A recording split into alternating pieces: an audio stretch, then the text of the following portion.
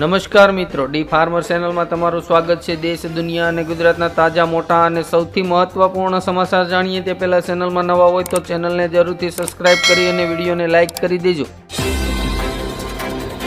ગુજરાત સરકાર 8 થી 15 ઓગસ્ટ દરમિયાન રાજ્યભરમાં 78મા સ્વતંત્રતા દિવસની ઉજવણી નિમિત્તે 40 થી 50 લાખ તિરંગાનું વિતરણ કરશે।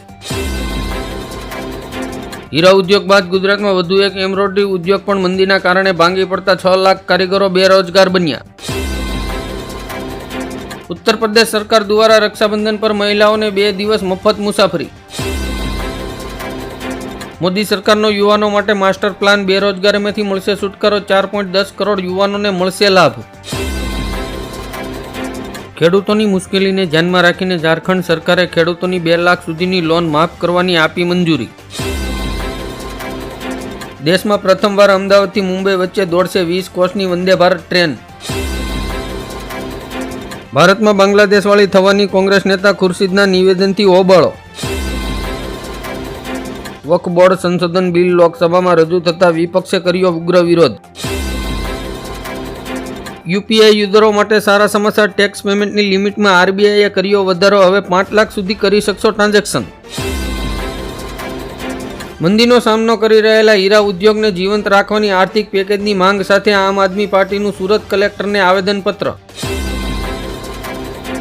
વિપક્ષના વિરોધ વચ્ચે લોકસભામાં વક્ફ બિલ રજૂ કરતા કોંગ્રેસે કહ્યું આ બંધારણ પર હુમલો છે।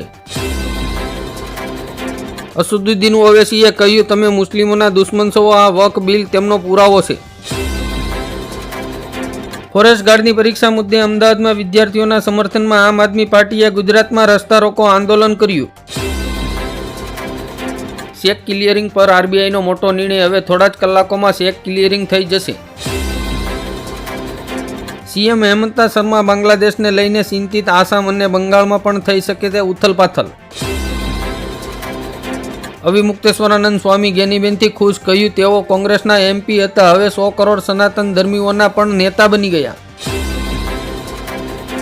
બાંગ્લાદેશમાં બળવો અને અશાંતિ વચ્ચે મમતા બેનર્જીએ તમામ સમુદાયના લોકોને શાંત રહેવાની કરી અપીલ।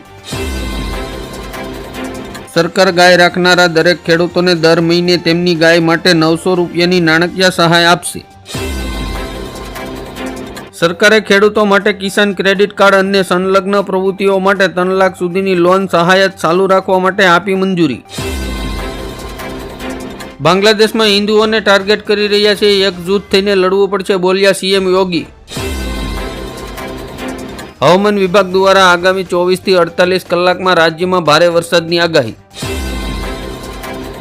ગેનીબેન ઠાકોરે પશુઓની ખરીદી અને વીમા પર લાગતો જીએસટી હટાવવાની કરી માંગ। સુરતમાં સુમુલ ડેરીના પાઉચમાં થતા ડુપ્લિકેટ ઘીના વેચાણનો પર્દાફાશ। બાંગ્લાદેશની જેલમાં બંધ પૂર્વ વડાપ્રધાન ખાલિદ જિયાને તાત્કાલિક મુક્ત કરવાનો આદેશ। વિધવા પેન્શન માટે પુનઃલગ્નનું પ્રમાણપત્રની જરૂર નહીં, ગંગા સ્વરૂપા બહેનોના હિતમાં સરકારનો નિર્ણય।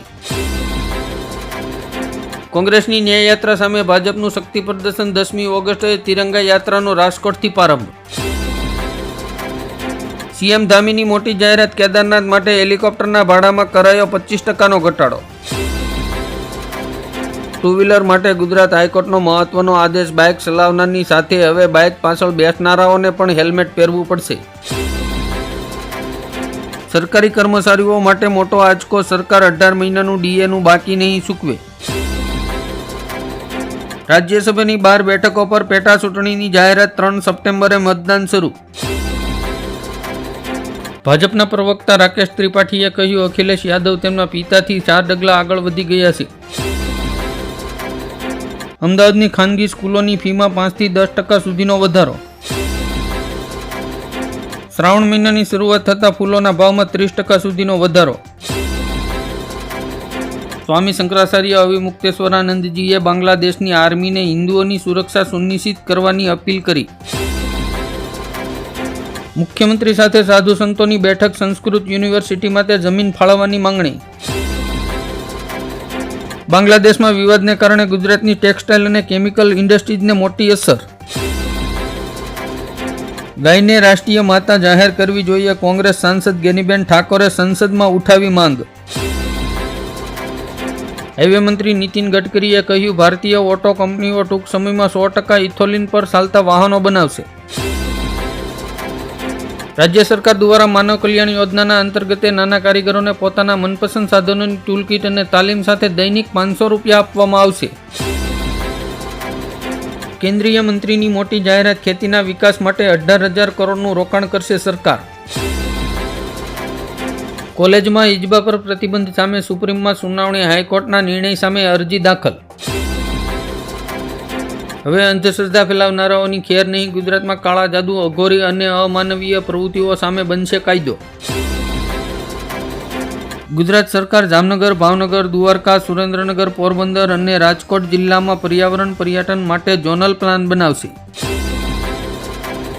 ઉત્તર પ્રદેશની યોગી સરકારે જે ખેડૂતો પાસે ખાનગી ટ્યુબવેલ કનેક્શન છે તેવા ખેડૂતોને 12 કલાક મફત વીજળી આપશે.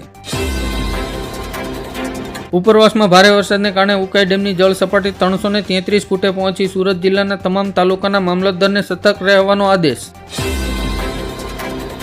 સુરતમાં હીરા ઉદ્યોગમાં મંદીના કારણે 15 ઓગસ્ટથી જન્માષ્ટમી સુધી મિની વેકેશનની જાહેરાત કરતા કારખાના 10 થી 12 દિવસ બંધ રહેશે. અનામત મુદ્દે સુપ્રીમ કોર્ટના નિર્ણય પર ભાજપ કોંગ્રેસ એક સાથે સાથી પક્ષોમાં મૂંઝવણ. સરકારના વક્ફ બોર્ડમાં સંશોધન મામલે All India Muslim personal law બોર્ડનો ઉગ્ર વિરોધ. સોશિયલ મીડિયાને નિયંત્રિત કરવાની તૈયારી, પ્રિયંકા ગાંધીના કેન્દ્ર પર બ્રોડકાસ્ટિંગ સર્વિસ બિલ મામલે આકરા પ્રહાર. ગુજરાતના 4 શહેરોમાં ખુલશે વુમન મિલ્ક બેંક. ગુજરાતની 15,000 માતાઓએ કર્યું અમૃતરૂપી દૂધનું દાન. બિહારના હાજીપુરામાં હાઈ ટેન્શન વાયર કપાતા 8 કાવડિયાના મોત, 3 ગંભીર. ક્યાં આધારે 77 મુસ્લિમ જાતિઓને ઓબીસી કોટો આપ્યો? સુપ્રીમે મમતા સરકાર પાસે માંગ્યો જવાબ. સામાન્ય લોકોને મોંઘવારીથી રાહત, મસૂર દાળમાં 10% અને અડદ દાળના ભાવમાં 4%નો ઘટાડો. ગુજરાત સરકારે અરબ સાગરમાં માછીમારી પરનો પ્રતિબંધ 15 ઓગસ્ટ સુધી લંબાવ્યો. અમદાવાદ યુનિવર્સિટીમાં તોતિંગ ફી વધારો થતાં એનએસયુઆઈના સભ્યોએ મોટી સંખ્યામાં સૂત્રોચ્ચાર કરીને નોંધાવ્યો વિરોધ. સરકાર બીઆઈએસનો કાયદો સ્ટેનલેસ સ્ટીલના વાસણો તથા કુકવેર પ્રોડક્ટ પર લગાવવાની તૈયારીમાં. ગાંધીનગરમાં ફોરેસ્ટ વિભાગની ભરતીની બેઠકમાં વધારો કરવાની માંગ. અમેરિકામાં મંદીની આશંકાને કારણે ભારતીય શેરબજારમાં ભૂકંપ, સેન્સેક્સમાં 1500 પોઈન્ટનો કડાકો. અખિલેશ યાદવે કહ્યું, મુસ્લિમો પ્રત્યે ભાજપની વિચારસરણી અલોકતાંત્રિક અને ગેરબંધારણીય છે. ચીનની 400 કંપનીઓ પર લટકી રહી છે તલવાર, સરકાર ટૂંક સમયમાં લગાવી શકે છે પ્રતિબંધ. કોંગ્રેસ પ્રમુખ મનીષ ભંડેરીએ કહ્યું, જંગલ ખાતું તેના હિંસક પ્રાણીઓને પોતાની હદમાં રાખે, નહીંતર ખેડૂતો હથિયાર ઉપાડવા માટે મજબૂર બનશે. સૌરાષ્ટ્રમાં સોલાર રૂફટોપ દ્વારા રોજ 25 લાખ યુનિટ વીજળીની બચત, રાજકોટ પ્રથમ નંબરે. રાજકોટની એમ્સમાં સદસ્ય તરીકે સાંસદ પરસોત્તમ રૂપાલા અને ગેનીબેન ઠાકોરને કર્યા નિમણૂક. અમેરિકાએ ઇઝરાયેલની મદદે હથિયારોનો મોટો જથ્થો મોકલ્યો. કંથરિયાના મુસ્લિમ મુફ્તીએ હિન્દુ ધર્મના મહાન ગ્રંથોમાં છેડછાડ કરીને નફરત ફેલાવી. હૈદરાબાદમાં બનશે બીજું ક્રિકેટ સ્ટેડિયમ, સીએમ રેવત રેડ્ડીએ કરી મોટી જાહેરાત. રાજ્યની શાળાઓમાં ફાયર સેફટી અંગે ફરી તપાસ કરવાનો આદેશ. યુપીમાં 9 થી 15 ઓગસ્ટ સુધીમાં દરેક ઘરમાં તિરંગો ફરકાવશે સીએમ યોગી. કેનેડામાં નીરજની હત્યાના વિરોધમાં યોજાયેલા પ્રદર્શનોમાં પાકિસ્તાન મૂળના બિઝનેસમેનને જીવતો સળગાવ્યો. હવામાન વિભાગે આગામી 7 દિવસ ગુજરાતમાં ભારે વરસાદની કરી આગાહી. બનાસકાંઠા, સાબરકાંઠા, નવસારી અને વલસાડમાં રેડ એલર્ટ.